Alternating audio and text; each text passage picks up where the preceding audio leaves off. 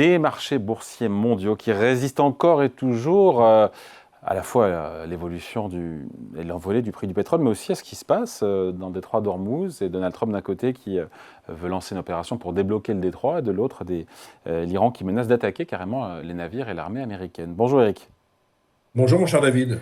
Eric Lewin, président de L Finance.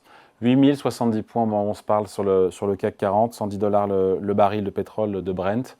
Je trouve que c'est une question que je me pose depuis un petit moment, mais je dois sûrement avoir tort. Je me dis à partir de quel moment les investisseurs vont admettre peut-être qu'ils se sont trompés en se disant que le conflit allait vite s'arrêter. Vous me direz, il y a plus de, il y a un cessez-le-feu, mais on sent que tout ça est très très fragile. Il y a une grosse montée des tensions.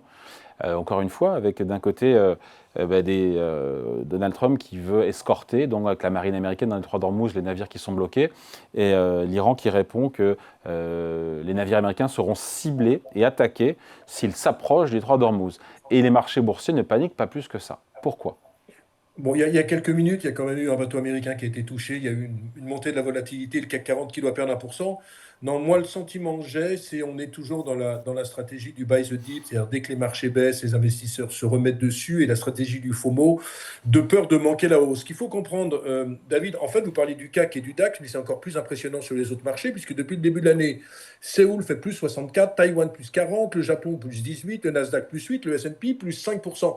Ce que j'ai envie de dire, c'est que les marchés, pour le moment, ne regardent que ce qui concerne l'intelligence artificielle et les résultats des entreprises américaines. Et quand vous voyez notamment ce qui s'est passé la semaine dernière, du côté de Meta, Amazon, Microsoft, eh bien, vous vous rendez compte que les résultats étaient là avec des hausses entre 15 et 25% pour l'ensemble de ces acteurs. Et donc, les investisseurs se disent, en 73, le baril de pétrole avait été multiplié par 4 lors de la première crise du pétrole. On en est loin. De toute façon, les États-Unis restent la première puissance du monde. Ils sont exportateurs nets de pétrole. Leur économie, d'une certaine façon, va bien, puisque, par exemple, aux États-Unis, la consommation a progressé de 1,6% au T1. Et on a eu la semaine dernière des indemnités chômage au plus bas depuis 37 ans. Dès que Et les une investisseurs se croissance de disent 2%, première estimation sur le premier et une trimestre. croissance de 2%. Et donc, les investisseurs, qu'est-ce qu'ils se disent? Ils se disent, ben, finalement, OK, il y a un problème dans le Golfe, il y a un problème avec le pétrole, mais ça ne va pas remettre en cause la dynamique qu'est quoi? Cette espèce d'intelligence artificielle, parce que je regardais les dépenses, c'est complètement dingue. 725 milliards de dollars pourraient être dépensés dans l'IA cette année contre 400 en 2024. On pourrait avoir 1000 milliards en 2027, c'est le budget de la défense aux États-Unis. Et ce qu'on remarque quand même dans ces capex, dans ces dépenses, c'est qu'il y en a 50 qui viennent du free cash flow, 25 du marché obligataire et 25 de la dette privée. Donc ça n'entrave pas quand même la structure financière des entreprises. On n'est pas comme à l'an 2000. Et donc les investisseurs préfèrent regarder tout Donc ce il y a qui quand même concerne des bonnes l'intelligence. nouvelles, des solides résultats d'entreprise, notamment la tech, une croissance américaine qui se tient bien au premier trimestre. Ça, ce sont pour les bonnes nouvelles, verre d'eau à moitié plein. Par contre, pardon, mais moi, il y a un truc que je ne comprends toujours pas, c'est cette déconnexion entre le cours du pétrole et les marchés boursiers qui ne fonctionnent plus depuis fin mars, depuis le cessez-le-feu. Ouais, mais attendez, on a cette problématique. Mais par exemple, regardez les taux longs. Avec le pétrole qui augmente On fortement, était ben, à les taux longs 125 dollars, encore une fois, le baril jeudi dernier, hein. Bon, on est à 110 Ouais, mais aujourd'hui, regardez hein. les taux longs. Regardez par exemple le 10 ans américain, il n'est qu'à 4,40. C'est pareil, le 10 ans français, le 10 ans allemand, il n'y a pas une frénésie, il n'y a pas une folie. On voit que l'inflation remonte, mais les investisseurs se disent toujours qu'au dernier moment, et moi c'est mon raisonnement, Trump va se dégonfler dans la mesure où il se rend bien compte que, un, vous avez vu les taux de popularité ce week-end aux États-Unis, il est à 30%, c'est une catastrophe. Deux, il y a quand même un problème sur les consommateurs américains, ceux qui vont acheter l'essence à la pompe, ils voient que leur essence augmente, donc leur pouvoir d'achat diminue. Et donc, on a de plus en plus une économie en cas aux États-Unis. Alors, Trump, c'est sûr que son électorat, c'est les riches milliardaires de Wall Street, mais c'est également les consommateurs du Kentucky, de l'Ohio, du Nebraska. Donc, Trump, les gens se disent que finalement, au dernier moment, il va trouver une porte de sortie en disant de Oui, toute mais façon. là, manifestement, c'est en train de déraper, puisque vous me dites qu'il y a un navire américain qui s'est reçu, qui a été touché par un missile. Ouais, Enfin, on voit ouais. bien que, Mais on perd que 1%. On perd que 1%. La volatilité est remontée à 20,50, puis là, elle rebaisse un petit peu. oui, enfin, Comme si si c'est le on se retour disait. des hostilités, encore une fois, entre l'Iran et les États-Unis, je suis pas sûr que les marchés boursiers Ah oui. restent cette Si, si- tendance. Ah non, mais si on a vraiment un retour, mais pour l'instant, personne n'y croit. Ça fait 15 jours que c'est comme ça, pour l'instant, personne n'y croit. Je suis pas en train de vous dire qu'il faut minimiser la crise. Je dis que les investisseurs, en ce moment, ont le sentiment qu'une nouvelle fois, Trump va se dégonfler. Et c'est pour ça qu'on voit que les indices américains tiennent bien. C'est plus compliqué sur les indices européens parce qu'ils sont beaucoup plus dépendants du pétrole et qu'on voit notamment qu'en France, certains commencent à se dire que si le Détroit est bloqué encore pendant 2 mois, il pourrait y avoir une récession en France cette année. On a donc toute cette problématique, mais tant que les hostilités n'ont pas repris, il n'y a aucune raison d'être short sur le marché. Alors, si vous me demandez mon avis, je suis d'accord avec vous. J'ai le sentiment quand même que les marchés sont pas trop euphoriques.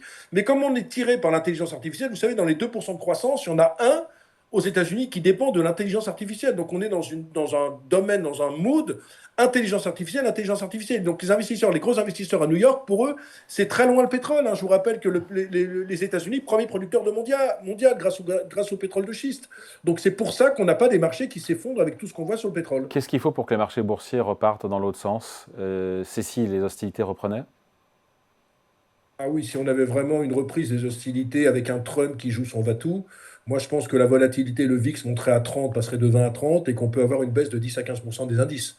C'est évident que si ça repart comme ça a été il y a 2 mois, on peut avoir une vraie déflagration sur les marchés. Mais je vais vous dire, le problème, c'est que personne n'y croit. C'est-à-dire que chaque fois que vous êtes un peu short sur ce marché, en position, et bien le lendemain, vous vous faites couillonner, excusez-moi, parce que c'est les portes de saloon, parce que c'est tellement dépendant. Moi, je vais vous dire, c'est tellement dépendant des déclarations de Trump, tout ce qui se passe, que moi, si j'étais un investisseur, je poserais mon stylo aujourd'hui et j'attendrais de voir avant d'investir sur les valeurs, parce que c'est très compliqué. Mais encore une fois, c'est très bizarre parce que le pétrole devrait mettre les marchés à la baisse, mais l'intelligence artificielle prend le dessus encore.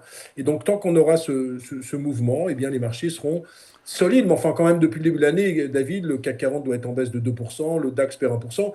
C'est simplement aux États-Unis et au Japon où ça réagit très bien. Parce que je parlais du Kospi qui gagne 64%, mais au Japon, vous avez deux valeurs qui sont Samsung et Inix qui font 45% de la pondération de l'indice. Donc, c'est quand même tellement intelligence artificielle que c'est normal que ça tienne bien. Si vous devez me donner encore 15 secondes, moi j'ai le sentiment quand même qu'on aura une vague de consolidation sur les marchés et qu'on peut perdre encore 10%. Voilà, c'est vraiment mon sentiment Avec en ce quel lundi 4 mai. déclencheur? Avec quel déclencheur? Ben, on a le sentiment que ça patine quand même, que les Iraniens n'ont pas envie d'arrêter la guerre, qu'ils jouent leur va-tout, que Trump est complètement englué. Trump est complètement englué. En fait, Trump a perdu la guerre. Alors, il essaie de dire, de montrer les muscles, mais c'est très compliqué ce qui se passe pour lui. Donc, moi, j'ai le sentiment que ça peut reprendre à tout moment quand même, et que vraiment, si ça reprend, on va perdre 10% sur les marchés. Minimum, minimum. Allez, merci beaucoup. Point de vue signé Sans Eric parler, on n'a pas Lewin. parlé, Oui, on n'a de. pas parlé des banques centrales. Et l'autre grande problématique, c'est qu'alors que tout le monde pensait qu'il y aurait des baisses de taux cette année, ben maintenant, vous avez 40% des investisseurs qui se disent qu'il pourrait y avoir des hausses de taux, non seulement de la BCE, mais également de la Oui, Fed. oui, Donc, qui oui. dit hausse des taux avec une croissance quasiment zéro, notamment en Europe, ça veut dire stagflation. Donc, c'est pas bon non plus pour les entreprises. Et les résultats des entreprises ont été très bons aux États-Unis. En Europe, ça n'a pas été aussi bon que ça en France. Le luxe a été pas très bon. Les banques ont baissé également. L'automobile avec Stellantis, c'est compliqué. Donc, c'est vrai que moi, je marcherais sur des œufs et je serais plutôt, si je peux vous donner un sens, je serais plutôt bearish actuellement sur les marchés. Eric Lewin, le président de L Finance. Merci Eric. Salut. Salut David, merci.